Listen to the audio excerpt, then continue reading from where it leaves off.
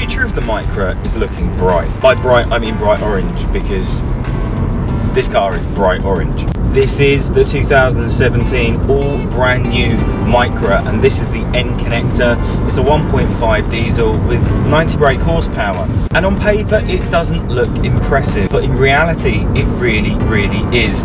See, Nissan no longer are putting the Micra to their mobility scheme, as in you can still buy it on there, but the Micra is now targeted towards younger people, and that really shows by the sharp styling, cheap insurance group, and the fantastic fuel economy you can get out of this car. With potential extra urban fuel figures on paper at 91 miles per gallon, this is probably one of the most insanely eco-friendly but totally usable small cars that you can buy on the road today. The economy test. Simple really, just drive sensibly and see what you can get.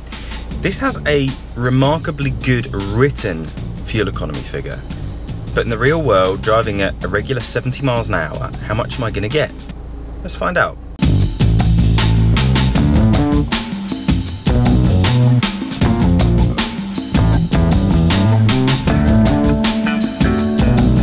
(64.3 miles per gallon, driving at 70 miles per hour for an hour on hilly roads out of a 1.5 litre diesel that's got loads of weight in the back of it. It's quite literally astonishing, because this engine's got more than enough torque for going on the motorway and pulling out where you need to, and not having to worry about being underpowered even with weight in.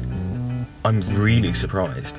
Let's start with the interior. Nissan always have well-built interiors, but this is new, modern, and totally up to date. With a brand new steering wheel design, Nissan's normal display in front of you, and a really easy to use and navigate touchscreen system. It's really driver orientated now, and you don't find yourself getting lost in the computer.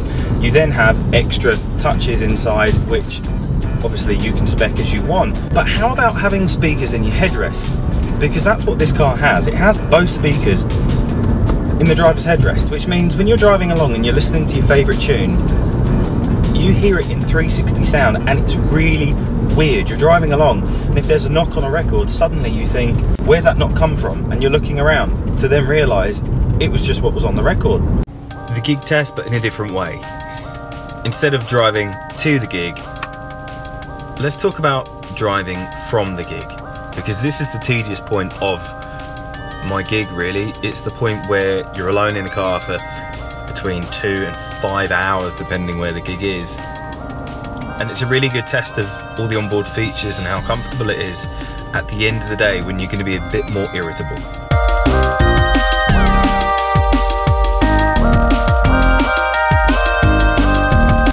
The summary is quite surprising. It's remarkably capable on the motorway, from cruise control to just dealing with side winds decently.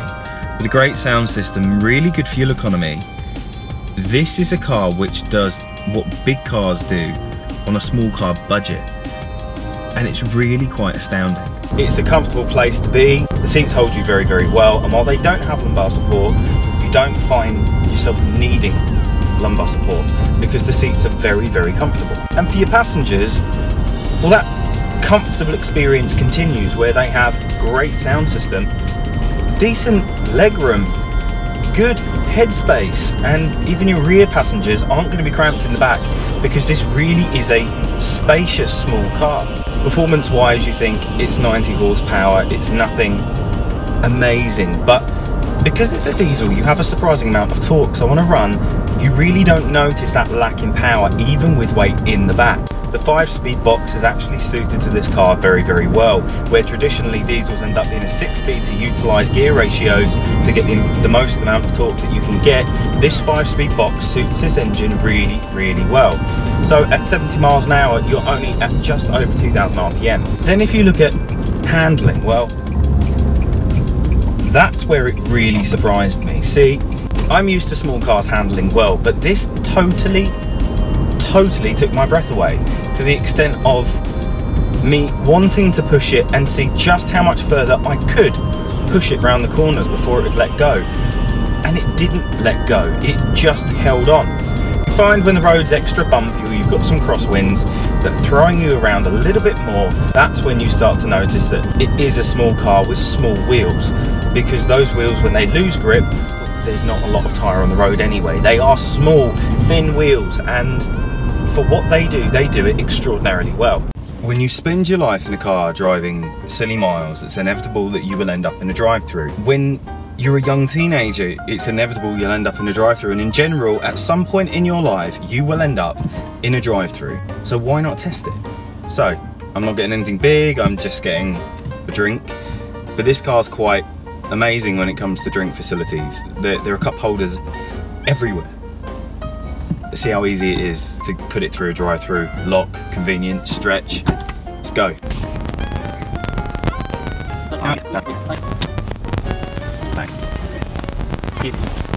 As easy as that. Boot space wise, I was surprised.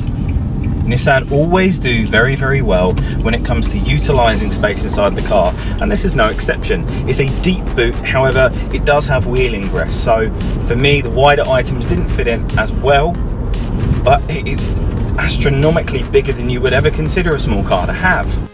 Gear test.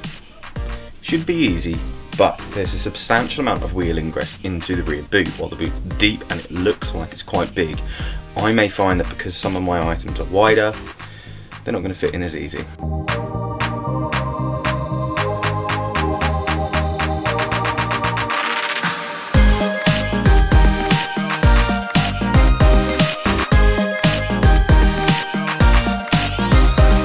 Economy. It really, really does really well. I was constantly seeing around town 59 miles per gallon. That is a figure I couldn't even comprehend in almost any vehicle I've ever driven besides the Nissan Leaf. Such high fuel economy around town is just an absolute blessing. To then go on a run and see that, well, if you don't drive at 70, you drive a little bit slower, you brake in the correct way, you utilise your gears more, you will see 85 to 90 miles per gallon. I mean, I saw 76 driving at 70 miles an hour with weight in the back, getting stuck in traffic. It was just absolutely mind-blowing. To then think, I've actually got a semi-decent amount of power for a small car, even with 3 other people in. It's crazy. At junctions, I never worry about pulling out because I know the car will make it. It's got the perfect amount of torque to not actually lose grip while you're pulling out. And the exterior, well, Nissan have really changed the game on this. I historically didn't like Micras. I've never liked how they looked, and I never really liked the clientele that they represented, i.e. if a Micra pulled out in front of me at a junction, I knew there was a fairly strong chance that they were going to drive very, very slowly.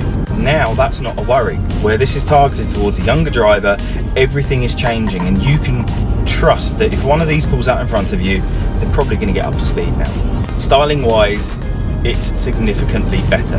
Modern, sharp and sleek lines combined with what is just a general overhaul of the car makes the new Micra just simply so much better than it was before, that it's almost unrecognisable as a Micra, to the extent that speaking to local dealers, they even said, well, you know what, they probably shouldn't have put it out as a Micra, they probably should have put it as a new model, because people are tarnishing the Micra with the old same brush, where this car deserves brand new respect and recognition. The Micra has a lot of styling and engine variants, so I thought I'd pop down to my local dealership, which is Yeomans in Waterlooville, and see what their Micra is.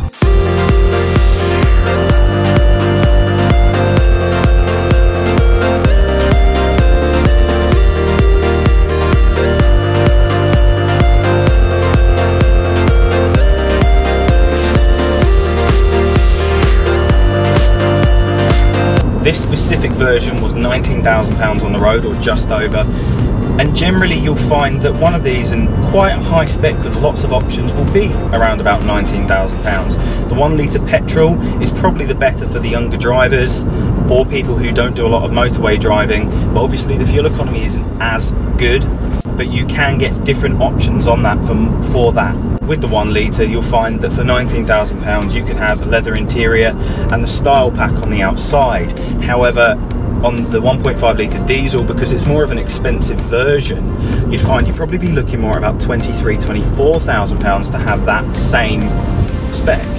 Having driven this car about 600 miles, it very quickly dawned on me that it was a superbly built car, and that at no point did I dread getting into it. It always looked good wherever I parked it. I never lost it because it was bright orange, and it was really, really easy to drive for long distances with cruise control, a quiet cabin and a great sound system. This is probably the first car of 2017 to really surprise me, because every car that turns up you have a preconception about, you kind of prejudge before it arrives, even if it's off other journalists' opinions. And to then get in and have everything blown out of the water shows that Nissan have taken on board years of everything that's going on and have perfected the Micra for their brand new demographic.